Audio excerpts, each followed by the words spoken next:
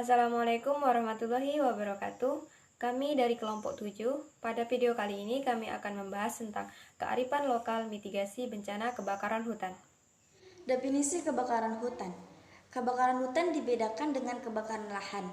Kebakaran hutan yaitu kebakaran yang terjadi di dalam kawasan hutan.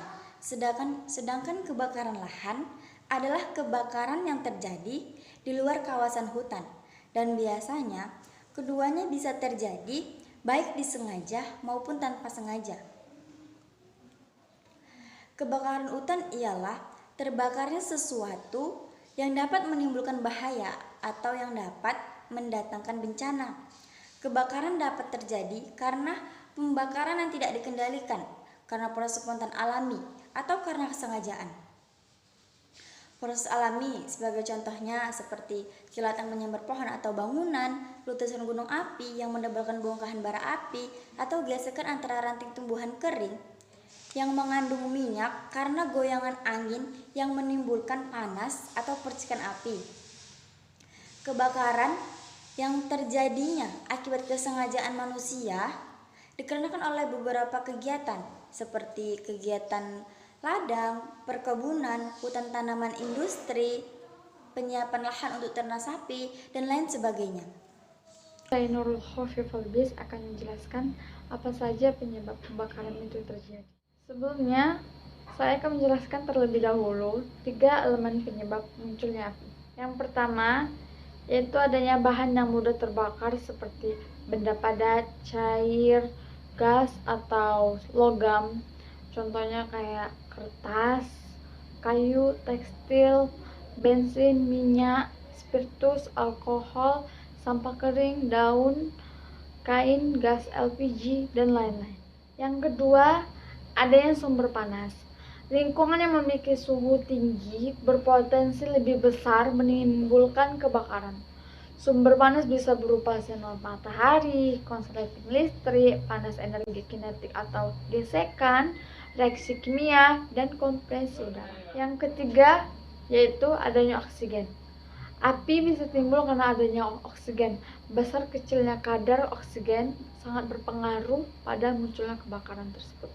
Semakin besar kadar oksigen, maka api akan menyala makin hebat. Sedangkan pada kadar oksigen kurang dari 12%, kebakaran jarang terjadi.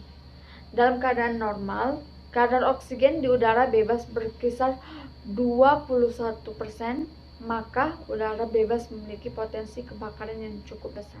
Nah, itulah 3 elemen penyebab munculnya api yang berreaksi dalam segitiga api. Bila 3 elemen tersebut cukup tersedia, maka kebakaran akan terjadi. Namun, apabila salah satu dari 3 elemen tersebut tidak tersedia dalam jumlah yang cukup, maka tidak akan mungkin terjadi.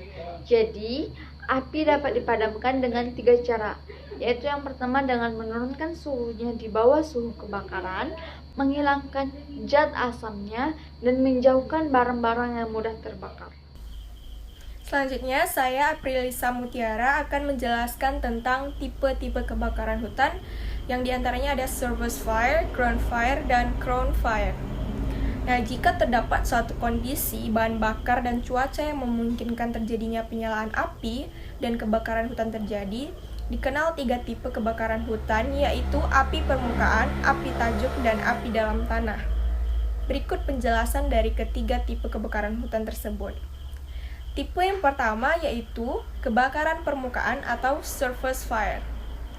Kebakaran permukaan membakar bahan-bahan yang tersebar pada permukaan lantai hutan, misalnya serasah, cabang dan ranting mati yang gugur, dan tumbuhan bawah. Dengan keberadaan oksigen sangat melimpah terlebih dibantu adanya angin, kebakaran permukaan disertai nyala api cukup besar berbentuk agak lonjong. Api permukaan bergerak relatif cepat sehingga tidak membakar semua bahan yang ada, terutama humus. Nah, kelembapan yang tinggi pada lapisan humus di bawah serasah kering menyebabkan kebakaran permukaan juga tidak meningkatkan suhu pada lapisan bawah organik dan horizon tanah di bawahnya, sehingga organisme renik di dalamnya tidak mati. Nah, kenaikan suhu tinggi hanya terjadi pada bagian nyala api dan itu pun tidak bertahan lama pada suatu titik tertentu, sehingga tidak mematikan jaringan batang-batang pohon hutan yang besar. Pada pohon-pohon kecil dan perdu, api permukaan dapat mematikan bagian kulit kayu, dan bagian kayu masih tetap hidup. Tumbuhan dengan kerusakan semacam ini dapat bertunas dan tumbuh kembali setelah kebakaran permukaan berakhir, kecuali kebakaran terjadi berkali-kali. Lalu ada tipe yang kedua, yaitu kebakaran dalam tanah atau ground fire. Kebakaran dalam tanah terjadi pada jenis tanah yang mempunyai lapisan bahan organik tebal, misalnya gambut. Bahan bakar berupa tumbuhan bahan organik yang tebal ini pada musim kemarau dapat menurunkan kadar airnya, sehingga mudah terbakar bila ada api. Kebakaran yang terjadi tidak disertai adanya nyala api, sehingga yang tampak hanya asap yang mengepul pada permukaan lapisan gambut. Proses kebakaran bergerak sangat lambat sehingga membakar seluruh bahan organik yang ada di atasnya. Kebakaran tanah mengakibatkan banyak hara yang hilang, mematikan organisme mikro dan hewan kecil yang hidup di dalam lapisan bahan organik. Akar-akar tumbuhan juga mati oleh kenaikan suhu yang tinggi. Kehilangan lapisan gambut dan bahan organik menyebabkan permukaan tanah tidak terlindung dan akan terjadi peningkatan aliran permukaan bila hujan turun. Aliran permukaan yang besar akan menyebabkan akibat lanjut berupa erosi bila kelerengan cukup curam. Dan tipe yang ketiga adalah kebakaran tajuk atau crown fire. Kebakaran dapat terjadi pada lantai hutan dengan lapisan tumbuhan bawah yang tebal dan kering. Seringkali ditambah banyaknya sisa kayu, penebangan, atau mati lainnya. Kebakaran hutan ini akan dengan cepat dapat membakar bagian-bagian atas hutan yang mengakibatkan kebakaran tajuk. Pada jenis tanaman berdaun jarum, kebakaran tajuk terjadi sangat mudah karena kandungan resin yang tinggi pada bagian-bagian pohonnya. Dengan kondisi oksigen yang melimpah, kebakaran menimbulkan nyala api yang besar dan dengan mudah bergerak dari satu tajuk ke tajuk di dekatnya. Panas yang ditimbulkan oleh nyala api yang besar dapat menurunkan kadar air bahan-bahan tumbuhan di dekatnya, sehingga menambah kecepatan bagian-bagian tersebut terbakar. Menjadi kebakaran berbentuk elips yang besar. Kebakaran tajuk mematikan pohon-pohon dan semak serta tumbuhan bawah termasuk lapisan bahan organik. Baik, itu tadi penjelasan tentang tipe-tipe kebakaran hutan. Baik, saya Angelia Simbolon. Saya akan melanjutkan materi yang berikutnya mengenai mitigasi pasca kebakaran. Mitigasi dapat juga diartikan sebagai serangkaian upaya untuk mengurangi risiko bencana, baik melalui pembangunan fisik dan peningkatan kemampuan menghadapi ancaman bencana tersebut. Pada prinsipnya, mitigasi harus dilakukan pada segala jenis bencana, baik itu bencana alam atau natural disaster, maupun bencana akibat perbuatan manusia atau man-made disaster. Tujuan utama dari mitigasi sendiri yaitu untuk mengurangi risiko atau dampak yang ditimbulkan oleh bencana khususnya bagi penduduk, seperti korban jiwa, kerugian ekonomi, dan kerusakan sumber daya alam, serta meningkatkan pengetahuan masyarakat dalam menghadapi serta mengurangi dampak atau risiko yang ditimbulkan oleh bencana tersebut. Menurut beberapa wawancara dari narasumber di beberapa kota besar, kebakaran merupakan bencana yang paling bisa terjadi dimanapun dan kapanpun. Oleh sebab itu, mitigasi dari kebakaran sangat penting untuk disampaikan kepada masyarakat, baik melalui sosialisasi maupun simulasi lapangan. Simulasi pencegahan kebakaran dengan berbagai macam alat peraga dapat memudahkan masyarakat dalam memahami cara menghindari risiko terjadinya kebakaran. Oleh sebab itu, langkah-langkah mitigasi yang perlu diketahui sebelum terjadinya bencana kebakaran atau tindakan preventif adalah sebagai berikut. 1. Perlu menghindari penggunaan peralatan listrik yang melebihi beban kapasitas meter listrik. Jadi, dalam penggunaan listrik Anda sehari-hari, Anda harus mengetahui seberapa besar kapasitas meter listrik Anda dan seberapa besar kapasitas yang dimakan atau yang digunakan oleh barang-barang elektronik yang Anda gunakan sehari-hari yang membutuhkan tenaga listrik. Anda jangan sampai menggunakan barang-barang elektronik yang melebihi kapasitas meter listrik Anda. Untuk saran saya sendiri, gunakanlah barang-barang elektronik atau kebutuhan rumah tangga yang berlisensi inverter atau low watt dan tidak melebihi kapasitas meter listrik Anda bila digunakan secara bersamaan. Seperti pendingin ruangan di rumah saya, ini memiliki lisensi inverter sehingga membutuhkan tenaga listrik yang sedikit. Kulkas di rumah saya juga menggunakan lisensi inverter, sehingga penggunaannya hemat listrik. Dan yang terakhir, mesin cuci di rumah saya adalah mesin cuci low watt yang membutuhkan tenaga listrik yang sedikit. Yang kedua, sebaiknya dan sebisa mungkin pada saat pemasangan instalasi listrik di rumah, tidak memakai sambungan isolasi yang mudah memuai dan mengelupas bila terkena suhu panas listrik. Misalnya, kabel yang Anda gunakan di rumah, jangan menggunakan kabel yang mudah memuai atau mengelupas, karena tenaga listrik atau energi listrik memiliki suhu panas yang tinggi, sehingga dapat terjadi pengelupasan pada kabel tersebut dan dapat menimbulkan korsleting. Jadi gunakanlah bahan sambungan isolasi yang aman dan sulit untuk memuai dan mengelupas. Poin yang ketiga, pada saat listrik padam atau mati lampu, jangan meletakkan lilin atau lampu minyak di dekat bahan-bahan yang mudah terbakar. Misalnya, pada saat lampu Anda mati, Anda menggunakan lilin sebagai alat bantu penerangan. Namun Anda meletakkannya di dekat kertas-kertas atau baju, sehingga pada saat lilin misalnya terjatuh, dapat menimbulkan kebakaran. Jadi hal itu sangat dilarang dan tidak dianjurkan. Poin yang keempat, yaitu seringlah dan rutinlah memeriksa instalasi-instalasi listrik di rumah. Apabila terdapat kabel yang rapuh, sambungan atau stop kontak yang aus, segeralah ganti, karena hal itu dapat memicu terjadinya kebakaran. Baiklah, saya Intan Rahmadani Suci akan melanjutkan penjelasan dari Angelia Simbolon.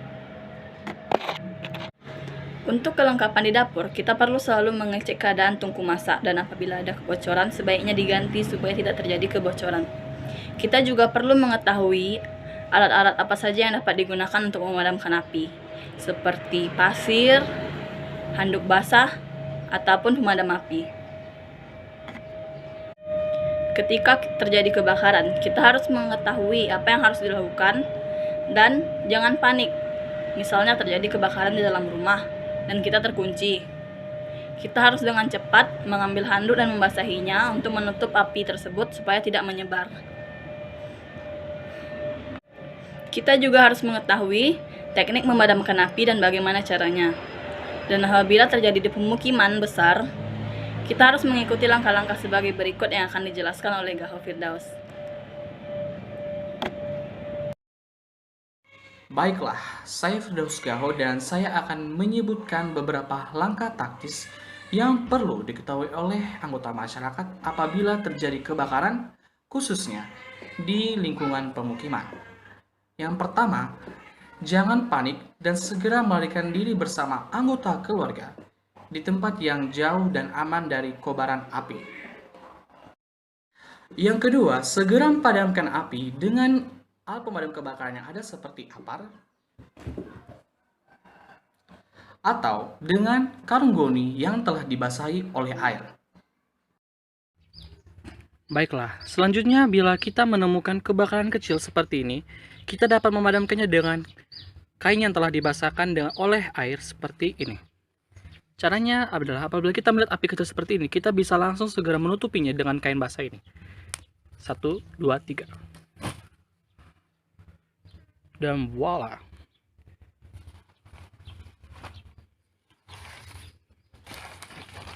Api pun langsung padam. Yang ketiga, tutup ruangan yang terbakar agar tidak menjalar dan meluas ke ruangan lain. Nomor 4 yaitu segera hubungi petugas pemadam kebakaran jika api tidak bisa dipadamkan atau dikendalikan dengan kemampuan sendiri. Nah, poin nomor 4 ini di mana kita mengalami kebakaran atau kejebak dalam api, tidak bisa memadamkan api sendiri terlalu beresiko, maka setidaknya kita harus menghubungi pihak pemadam kebakaran dan supaya menghindarkan dari kejadian yang tidak diinginkan. Poin nomor 5 yaitu tidak mengunci pintu-pintu rumah agar jika ada petugas pemadam kebakaran mudah untuk melakukan tindakan pemadaman api. Poin nomor 5 ini, jika rumah kebakar, kita setidaknya jangan mengunci pintu atau jendela supaya bisa pemadam kebakaran atau orang-orang bisa memadamkan api. Poin nomor 6, menggunakan kain basah dan ditempelkan di hidung agar pernapasan lancar dan tidak sesak karena banyaknya asap kebakaran. Poin nomor 6 ini sering kali kita temukan. Kita menemukan kain, basahkan kainnya. Seperti misalkan ini kain, kita sudah menemukan kain. Tidak bisa kita hanya untuk menutup seperti ini, tidak bisa. Itu bisa mencegah saluran pernapasan kita, membuat pernapasan kita menjadi sesak. Setidaknya kita sudah menemukan kain, kita mencari sumber air. Sumber air itu untuk dibasahkan kepada kain ini.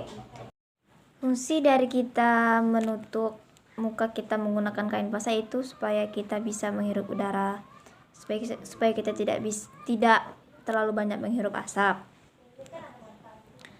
Nah, poin nomor 7 yaitu menjauhi arah hembusan angin.